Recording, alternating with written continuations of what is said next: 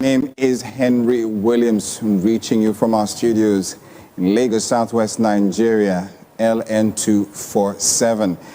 Now, Queen Elizabeth II, Britain's longest-serving monarch and rock of stability across much of a turbulent century, has died Thursday, the 8th September, after 70 years on the throne. Now, she was 96. The palace announced she died at Balmoral Castle, a summer residence in Scotland. As the mantle of leadership now falls on King Charles III, Africa pays tribute as former colony nations say that the impact of her reign has left an indelible mark. However, it hasn't been without controversy, as her death has seen renewed debate over her legacy on the continent and the impact of colonialism and atrocities perpetrated by the British Empire. We'll bring you a catalogue of the monarch's interaction on the African continent. Let's take a look.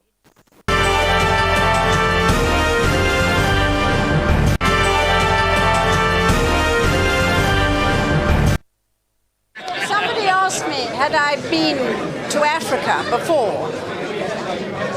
Which was nice of them to ask, but I did say that I had been everywhere in the Commonwealth in Africa and in other countries in Africa. I think I've seen more of Africa than almost anybody.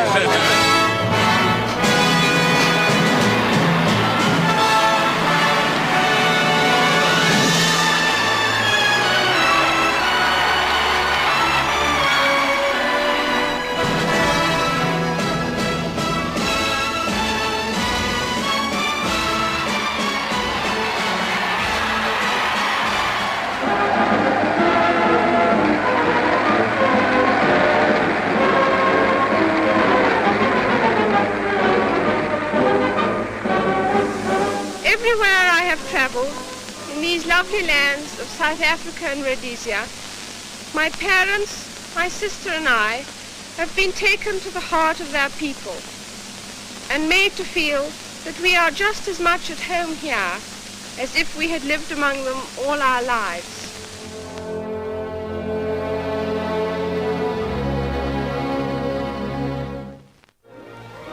When she returned from a night in the forest, it was to learn that she is now the Queen, acceding to her father's throne immediately.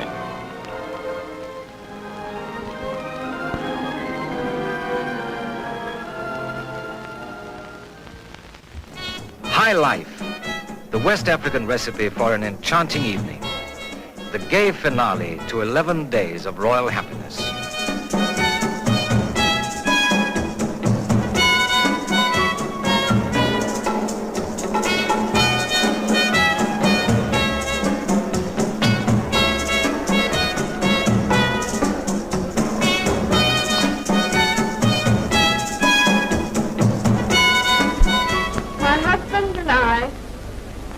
Deeply touched by the welcome you have given us.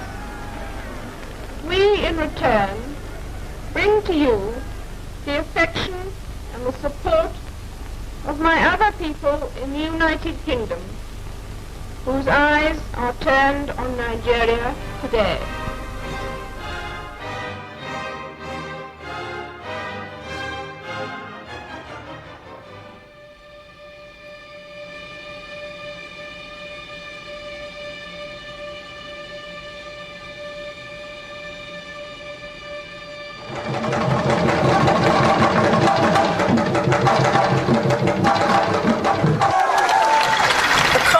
Is an example of multilateralism at work, allowing its members, whatever their size or level of development, to have their voices heard in the concert of nations.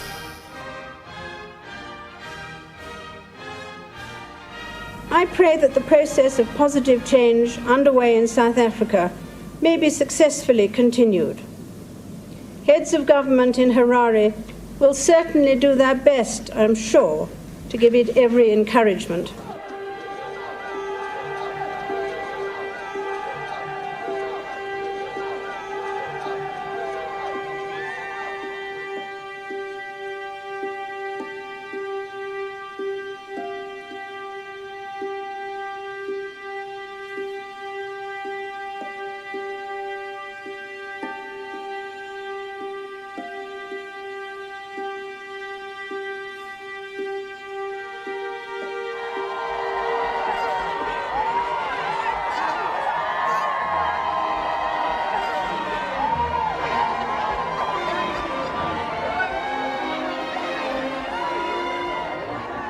Well, Your Majesty, you're looking well, taking into account your tight schedule.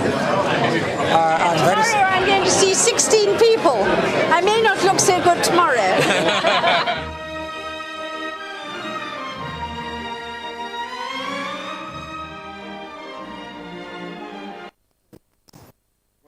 Brings us into our discussion today as we seek to explore commemoratively the legacy of Queen Elizabeth II and colonialism on the African continent. And joining me on today's edition of the program, Tochukwu Ezukanma is here with me. Great to have you, sir, on the agenda. Thank you very much. Thank you so much for having me. All right, great. And we'll also be having, joining us on this discussion all the way from Kenya is Dr. Nicodemus Minde. He will be coming into this discussion as we bring him in much later. But let me start with you, Tochukwu. You fire the first salvo. Now, what would you say about the legacy of this great monarch, Queen Elizabeth II, as the world remembers her and mourns her departure? I think I'll say that our legacy is monumental, it's outstanding, very distinguished. For one thing, she served for a very long time.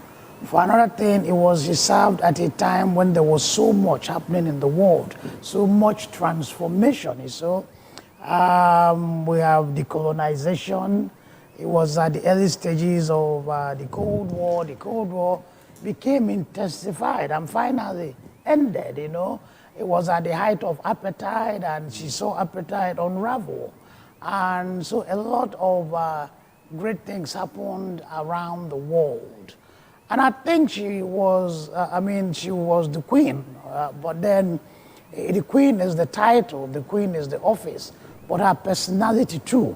I think she has a wonderful personality. Like I said earlier, articulate, has this nice voice, charming lady. Age, like General de Gaulle once said, is a shipwreck.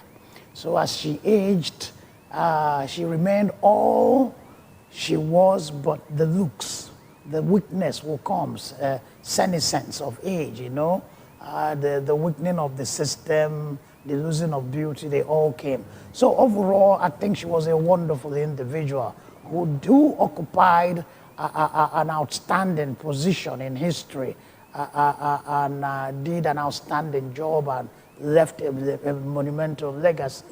Well, her departure, interestingly, has seen renewed debate over the legacy of the British Empire on the African continent, with diverse reactions, some not very pleasant. What are your thoughts on that? Can it be possible that anyone could ever have a clean bill of health when it comes to history? Nobody has a clean bill of health. But the thing is that until the spin-off effects, the geopolitical spin-off effects of the Second World War made colonialism untenable. Colonialism was an inextricable part of history. In antiquities, time, ancient world, the Persians, the Babylonians, the Greek, the Romans, they had empires, they built colonies, they colonized people. And in more recent history, you had the Japanese, the Germans, the French, the Spaniards, and then the British having empires. There's nothing fundamentally wrong with British colonialism. Colonialism was a part of history. You're saying it was a part of history? Inescapable part of history. Inescapable. Yes. And then colonialism definitely was not motivated by altruism.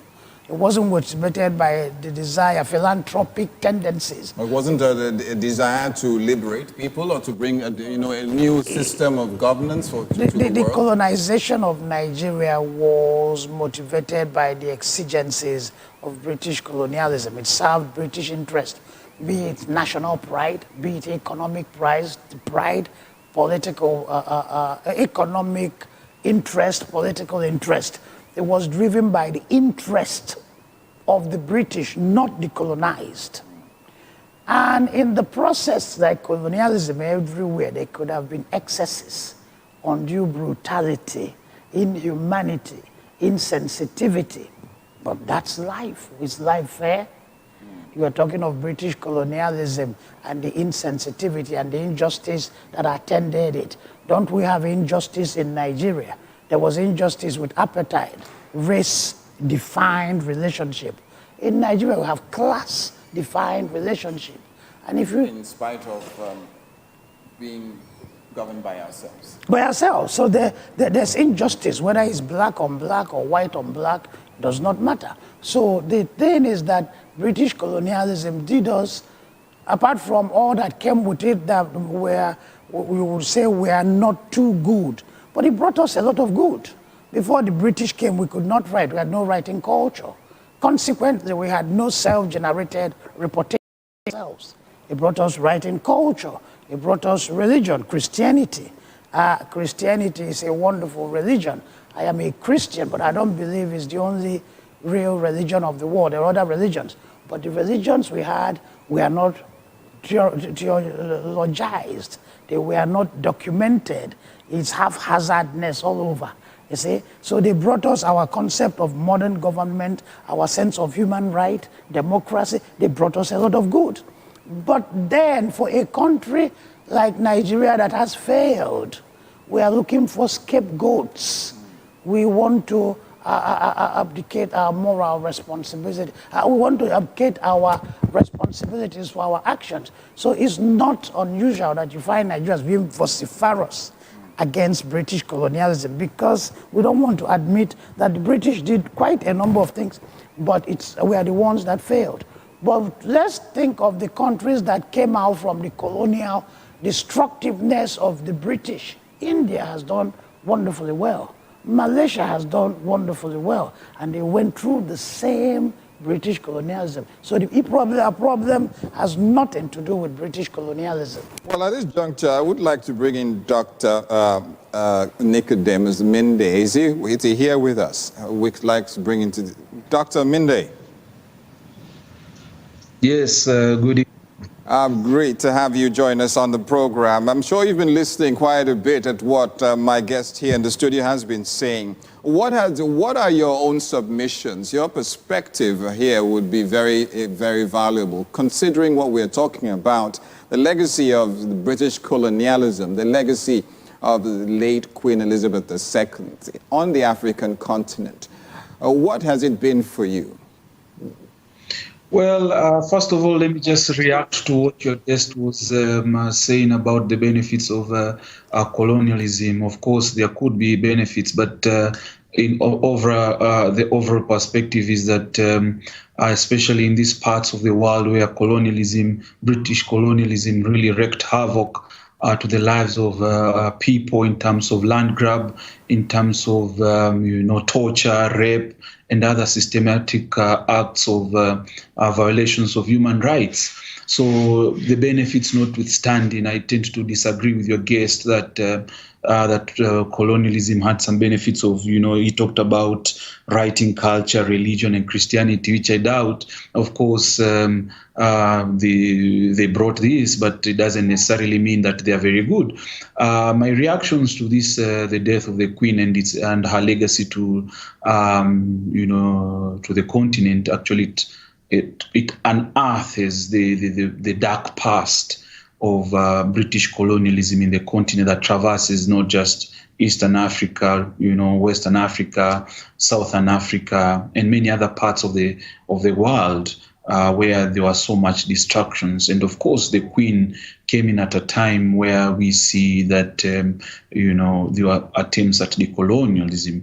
And of course, there are questions around why she has not apologized for British colonialism and atrocities over the 70 years in her reign. We have seen diverse reactions to this question that we have posed, the legacy of Queen Elizabeth and the British Empire on the African continent.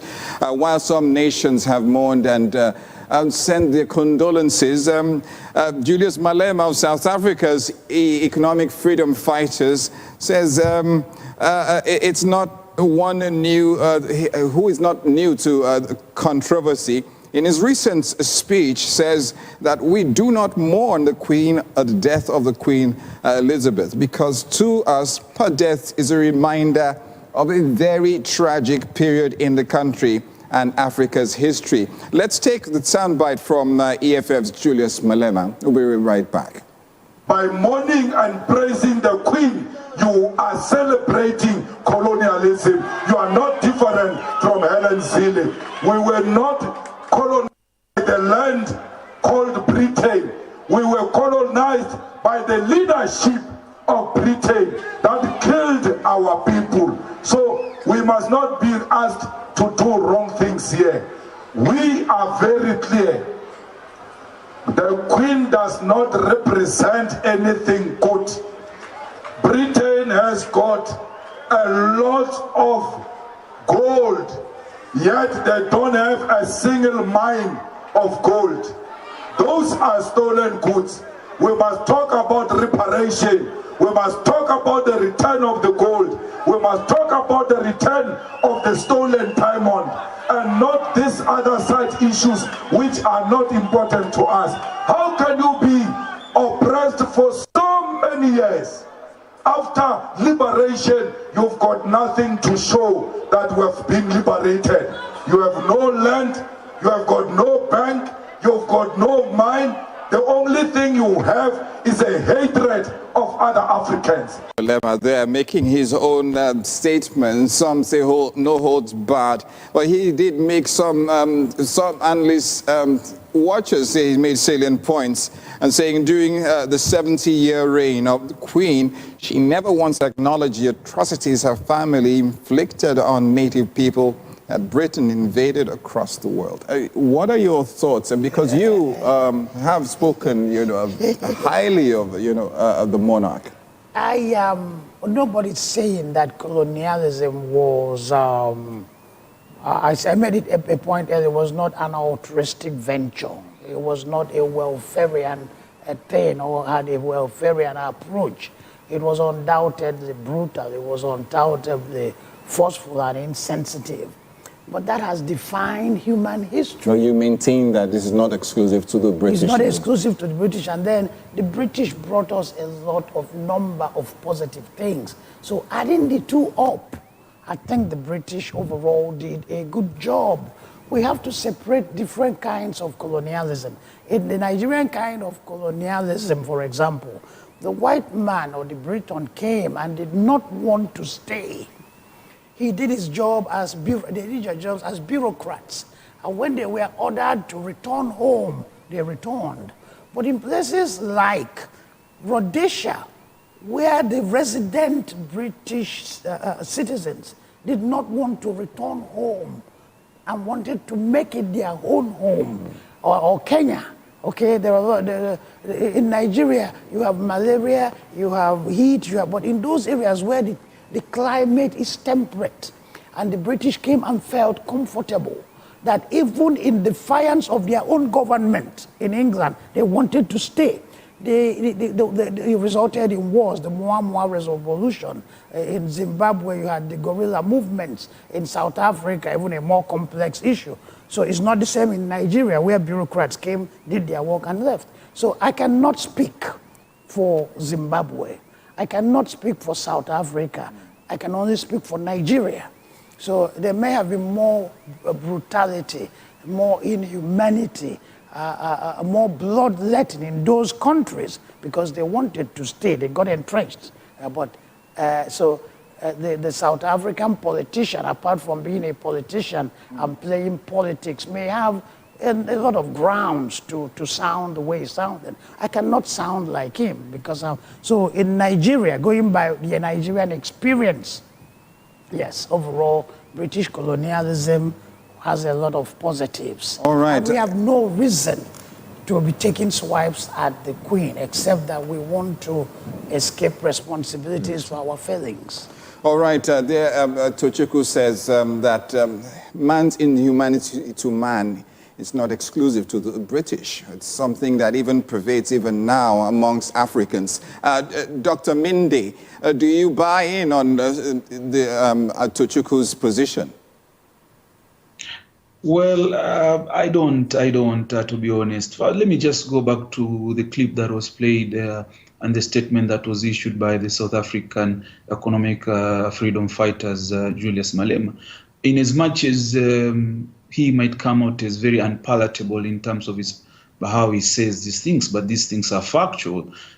We cannot talk about we cannot be celebrating or mourning, the death of the Queen, which I think she represents a dark past.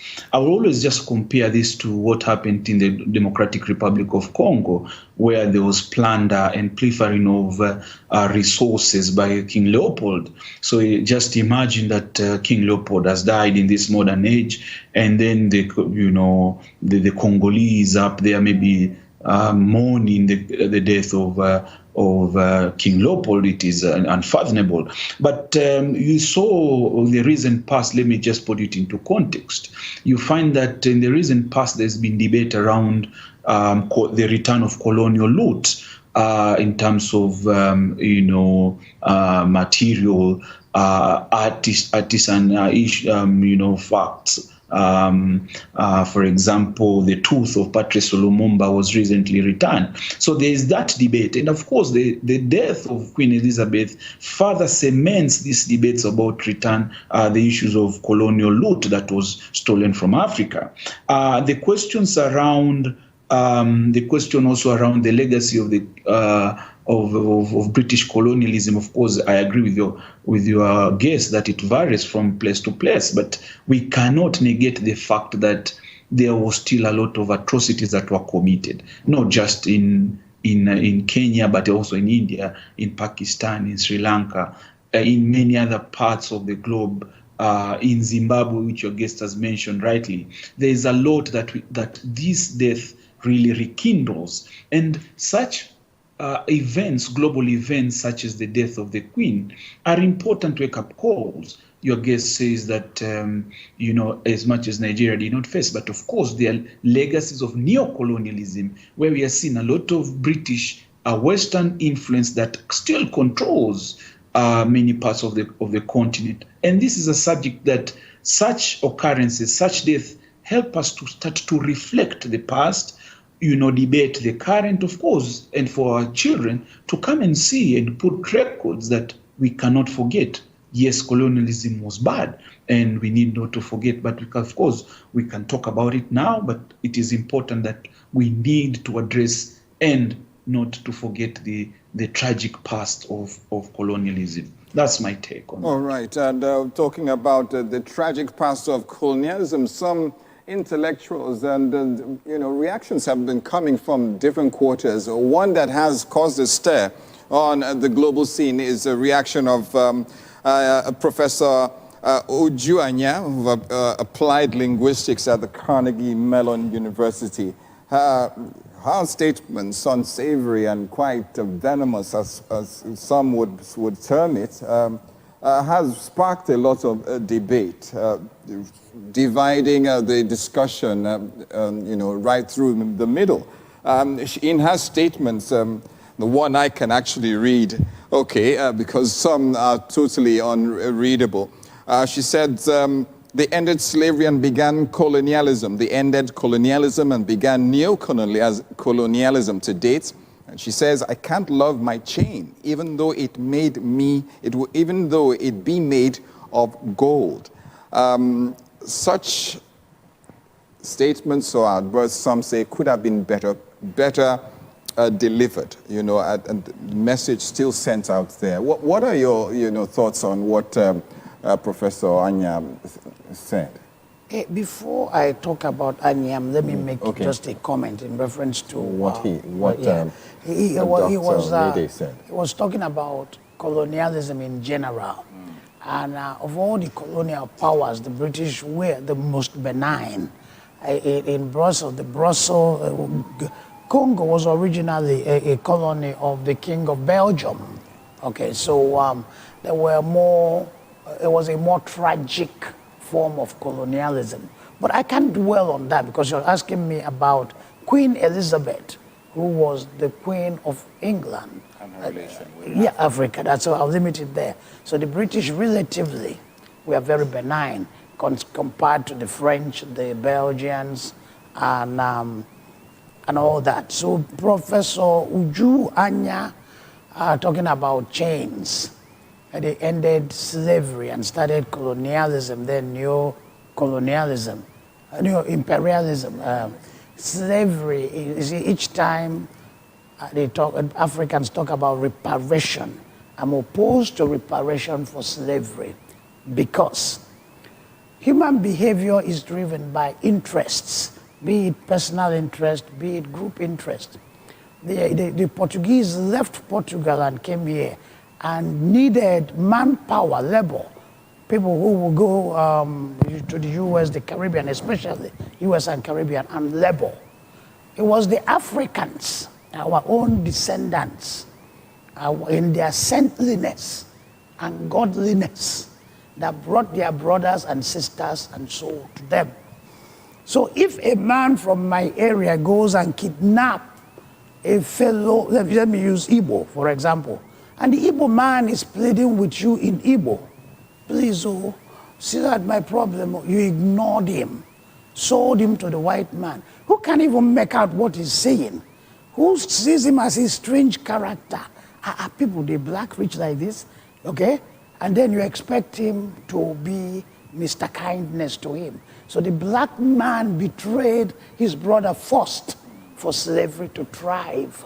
So there can be no reparation to Africa because the Africans were major players in the slave trade. That's to Uju Anya, who was talking about slavery.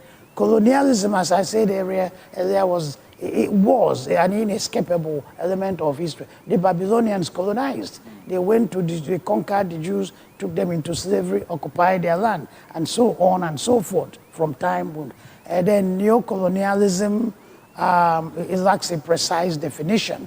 But the question is that, the point is that when the British were here, the systems worked. We had power. NEPA did not disconnect light. In school, I went to government school. By then the British had left, but the institutions they left were still in place. They gave us milk on Fridays, or I don't know if it was once a week or twice a week, I don't really remember. We're treated better by the foreigners more than we're being treated. Exactly, the hospitals worked, the nurses were kind, they were polite, they were concerned. A University of Ibadan constructed by the British called University College was the academic standards there was world class, especially the medical school.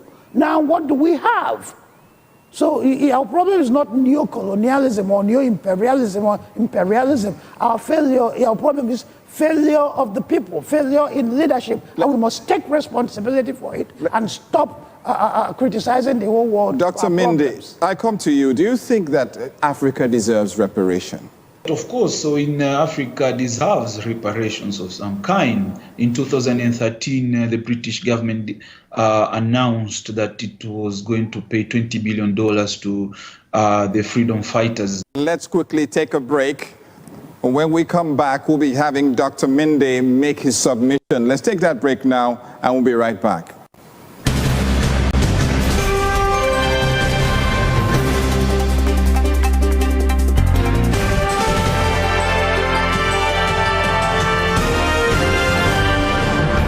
Yeah, we're talking about the legacy of the British Empire on the African continent as we take this commemorative perspective towards the late Queen Elizabeth II, and her sojourn within the realms. Yeah, we've been talking quite a lot, and where we are right now with my guest, I have here Tochukwu Ezukama and Dr. Nicodemus Minde joining us from Kenya. The question we're posing right now is, does Africa really deserve reparation? Based on submissions of different reactions, does Africa deserve reparation? And Tochukwu, you said Africa does not deserve reparation. Well, there's a different perspective to this. The Blood Tea, Kenyans are suing the United Kingdom for land theft and violent colonial abuses. Now, the atrocities of the British don't seem to end in Nigeria or whatever other country. Lawyers for the Kipsigis and Talai have argued that the British Army and colonial administrators use rape, murder, and arson to seize swathes of arable land, Kenyans are now suing the British for up to $200 billion in reparations for land thefts and violent colonial abuses. Let's take this report and we'll be right back. Bora Cheruiyot was only 10 years old when British colonizers violently expelled his family from ancestral lands in Kenya's lush tea-growing Western Highlands. Nearly a century later, the last living survivor of the 1934 deportation lives in Kericho with his extended family. The 94-year-old still cringes at the memory, recalling the suffering as his community was marched to a distant, unfamiliar place. The area was infested by venomous snakes and some other insects. When they would bite you, your body would swell due to the venom or poison. The British land grabbing started in the early 1900s and continued until Kenya's independence in 1963. Today, Kericho boasts some of Kenya's most profitable agricultural land, but traditional owners say they reap none of the benefits. The land is largely owned by multinational giants such as Unilever, which sources tea from Kericho for its best-selling brands like Linton. The people who were chased away from tea soil is the Kipsigis community. And actually the shareholders, the current shareholders who are in Britain are reaping profits out of the proceeds which is planted on our soil. Throughout colonization, the people thrown off their lands were herded into native reserves, marginal land with harsh living conditions. Legal experts have argued that under international law, the UK is responsible for the atrocities perpetrated against the Kipsigis and Talai. The victims want a formal apology and reparations for the seizure of their homeland, land which over the decades was taken by force and reallocated to white settlers who turned the fertile soil into tea plantations. I am so angry because we were very rich people.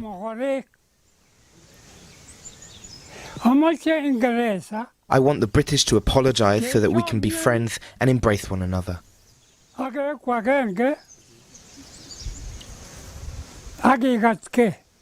British and Kenyan lawyers will visit Kericho this week. They represent more than 100,000 victims who have filed an official complaint against the UK government at the United Nations.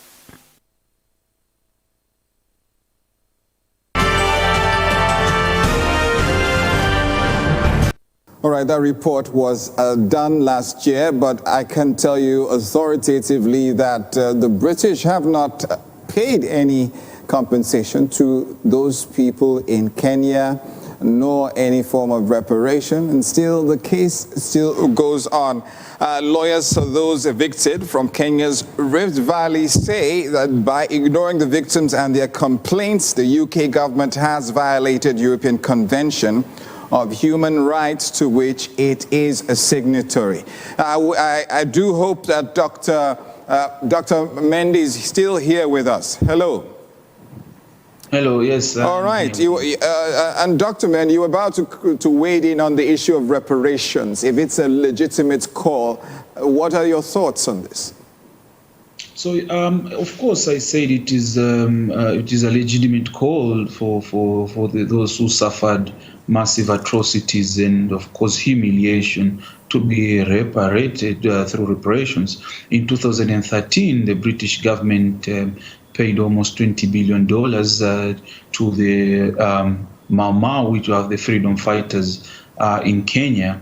And, of course, in 2019, another case was filed because they felt that home guards, those who sympathized even with the British, also got these monies that came from the British. So they wanted to expand, for those who actually were really suffered to increase. So let me just give you, reparations are an aspect of relooking into the dark colonial past through repayment. It's a form. It is important that you compensate for the humiliation. This is people who have lost their livelihoods, who lost their loved ones, who lost their land, who were raped, maimed, And as you can see there in the story that you ran about the Black Tea, these are people in the Rift Valley of Kenya where their land was taken. And of course, in those tea plantations now sit British interests, and now this tea is exported to Britain and the like. And yet there is no form of reparation and even some form of apology. You can just tell the misery. And this is what generations upon generations, these are stories that they are told. We saw people coming out on Twitter to give a tale of their grandparents, great-grandparents who lost their teeth, who were maimed, who were killed, who were, embarrassed and humiliated. All that these people are asking is, for example, just a mere apology, which is very important. The Belgians have done that in Congo, where we saw the current monarch pay some sort of apology to the past atrocities, the killing of Patrice Lumumba and the like. The British can also follow suit. And of course, it's not that we are begging. It is a demand that these people have to be reparated. It is a demand that a formal apology has to be issued. And such events, such as the death of the Queen, is just a reminder. And every time such things happen, it sparks memories in which we see that we remember of these tragic events. All we are asking is, can you just apologize? All we are asking is, can you repay those people who really suffered these atrocities? For me, I support reparations. And of course, it is not, we are not begging. It is a demand. And of course, it is pursuant to many international regimes that demand reparations as a form of compensation. Dr. Minde, the fact that my guest here has pointed out that these atrocities were not committed without aid from the indigents of the countries in which the British reigned. And besides. What role has the Kenyan government? I'm made to understand that it's only the counties that are helping push this this call and help these victims push this call for reparations. What is the Kenyan government really doing, in that light? Of course, we understand the nature of international relations. Sometimes you don't want to sever relations between the current relations between Kenyan and the British government based on the things of the past. So those contemporary relations need to move smoothly. But of course, lawyers and the Kenyan Human Rights Commission and other civil society organizations have taken up these cases in order to push for these demands. And of course, the highlight came in 2013, where $20 billion was issued by the British government in compensation to the Mau Mau. Of course, it was not satisfactory. As I told you, there was those who actually collaborated with the British colonialists at that time who also benefited to this. But it will be very difficult for the Kenyan government to come outrightly to say that they are also pushing for this. Of course, we understand diplomatic relations need to be a little bit cordial, and of course, bearing in mind, the current nature of trade.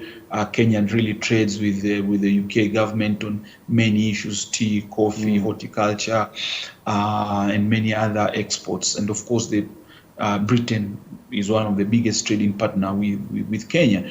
So it can be very difficult for the government to have an outright critique of this past. But of course, this is the work of civil society, the work of human rights organizations. And of course, we are glad that they are taking up these cases, private lawyers who are representing the widows of colonial people who fought in the colonial times, freedom fighters and the like. So of course, we have the civil societies and human rights organizations that are pushing the agenda. All right, we need to understand that the United Nations itself has, called the United Kingdom, the British, to actually take responsibility for what has happened here to the Mau Mau people. But that's yet to be seen. Based on what Dr. Minde has said, Tochukwu, do you still hold that position that these people do not deserve, you know? I want to make a distinction between reparation for slavery and reparation for some isolated kind of colonialism where British colonialism was unusually brutal and sanguinary. Okay, so in Kenya, there was the settling class that really fought the indigenous people, exploited them, seized their property. There might be need for compensation in those areas, because if you come and take my thing illegally, you must have to pay me one time. But I'm talking, it's on slavery that I reject reparation, because we were actively involved. So in some other isolated cases, like in Zimbabwe, there might be need for... this was like a case of slavery as well. Yeah. Were removed from... There were a lot of atrocities. There were a lot of atrocities, but you asked a relevant question. What has the Kenyan government done about it since independence? Those multinationals still occupy those lands. Exactly. And then Mugabe came to power, ignored the land grab of the white man until he decided to punish them. Then he tried to do his land redistribution in a very chaotic, violent way. Blacks moved into white farms, killed the white farmers, drove them out, but the economy collapsed. You destroyed the farming system because you wanted to punish the whites, but then nobody could farm again. So these guys have been farming for centuries. They have the know-how, the technique, the experience. The craft. So you send in blacks that they drove them out and had nothing to do. That's partially why Zimbabwe is where it is. So African leaders have done a terrible job. And there's more repression, black on black repression, that you have in white countries. For example, America is a very racist country. It's a historical paradox that America, that was founded on the creed that all men are created equal, is more racist than Europe, okay? Because the argument was, if we're all created equal, how can we be slaves? So slavery in America tortured the American conscience, and it demanded justification.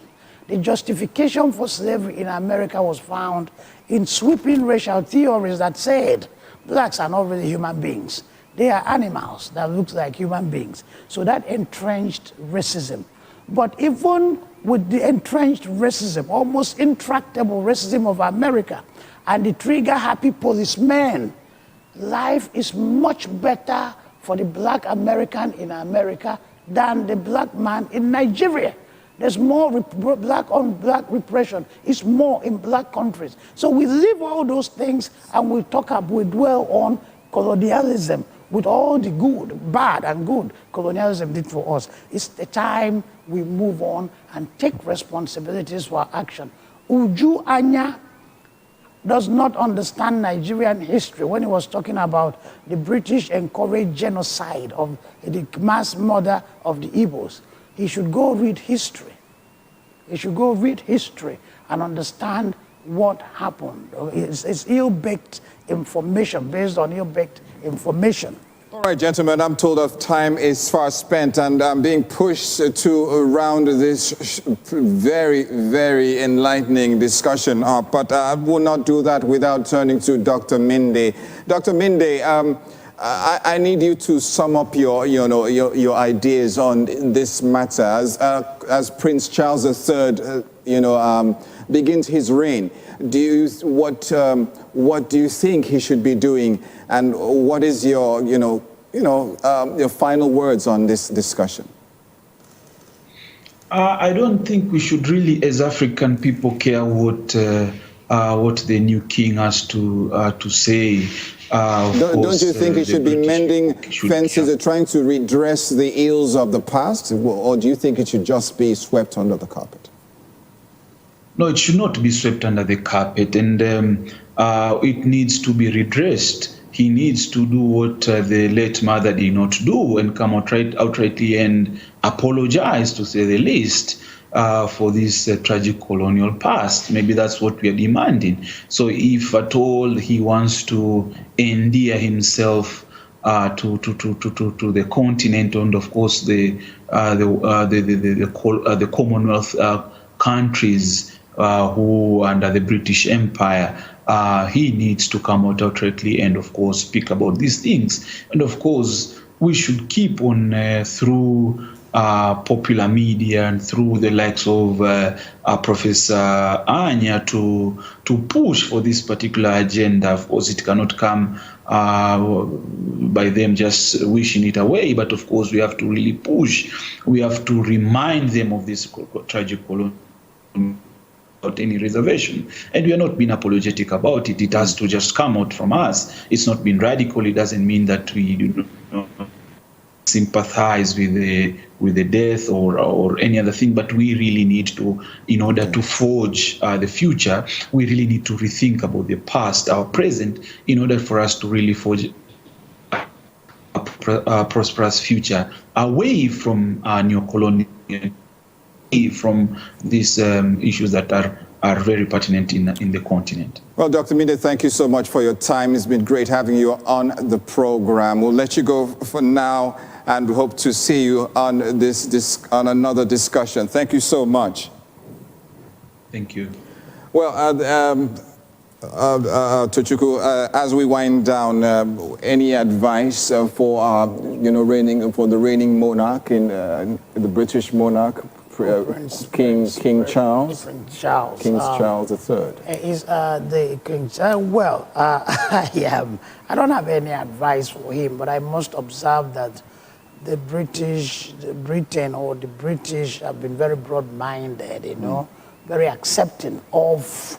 Well, they built an empire, and technically every member of the empire was aligned, semi-citizen of the British, the country, Britain. And that's why you have Arabs doing well. The mayor of London is an Arab. You had a Nigerian born in Britain, Nigerian descent, who was angling to be prime minister. She didn't make it, but there are so many of those from Ghana, Nigeria, getting appointed into this new administration. And they were allowed to contest. It's a kind of broad-mindedness, a kind of cosmopolitanization that you've not seen anywhere in the world. They should keep that up. The world is changing very fast, and there's never been a major revolution in England because the British monarchy changes with time. It's not static like you had revolution in France, a number of them in Germany, where the monarchy just sits and held on to its prerogatives and trappings. So they've been adaptive. So let them keep it as it is. They're on the right path. All right, on the right path, he says. And before we go, it would be unfair not to take your reactions coming through on social media. Quickly taking True Prince says colonialism was bad, but as Wangari Maathai said, after 62 years since Nigeria's independence, you can't blame colonialism for the lack of investment in education, lack of power, or the mindless looting of public funds. The Asians have moved past colonialism. Africans, too, should. Aisha says, history is important, so also is letting go. There are people that choose not to let go, and it is a choice they have a right to. I would rather focus on atrocities happening before my eyes than the one that has happened before I was. It doesn't make you superior, nor me superior. You like that, don't you, Tochukwu? Kelly Grove says, Chinese lifted 500 million of their people out of poverty in 2 decades is because they never felt like victims after everything they went through. All right, good one there. Basa says, China is not as diverse as Nigeria is. Therefore, it was and will still be more easy for China to pick up compared to Nigeria. Nigeria was just a social experiment to them.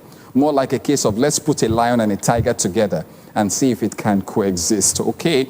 Igbo history and facts. The lack of progress in Africa has nothing to do with playing the victim. Whatever that means, China has institutionalized a memory of opium wars, a century of humiliation, Nianjing massacre, etc. Meanwhile, the Nigerian government honored Lugard in 2014.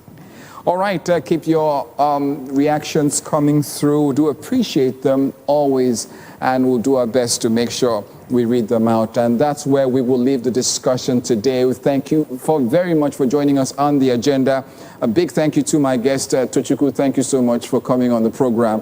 It's been phenomenal having you both, and to Dr. Minde, thank you for your contributions. Well, that's where we'll leave the discussion. We do wish the latest monarch of Great Britain, King Charles III, all the best. And we hope that his reign will cement relationship with Africa and bring a better future, peace, prosperity for all within the realm. Thank you very much. My name is Henry Williams, and don't forget, you can find us at www.LN247.news. I'll leave you with reactions coming from a gentleman, legal practitioner, legal mind in Kenya. Former Chief Justice Willie Mutunga explains why Britain should pay reparations. See you same time. God bless you, and bye-bye. If you go to Kericho, they will tell you that the British never left. The status quo is not acceptable, it's not sustainable, and the resistance is moving in the right direction. They should precisely bear in mind as they enjoy that cup of tea. That cup of tea has a history of domination, colonialism, exploitation, and basically slave labor. When people have that kind of consciousness, they can call their companies to account. If people knew the exploitation of young women in places where these flower plantations exist, they will probably not participate in the celebrations of Valentine's Day. The fact that the British continue to ignore these claims and just basically dismiss them is an act of gross inhumanity and injustice. This is an issue that will not go away, and they have to respond to it. And the Caribbeans will raise the same issue. The people from India, they are still calling for reparations as well. The British should pay reparations, and they've started doing that, so they should continue.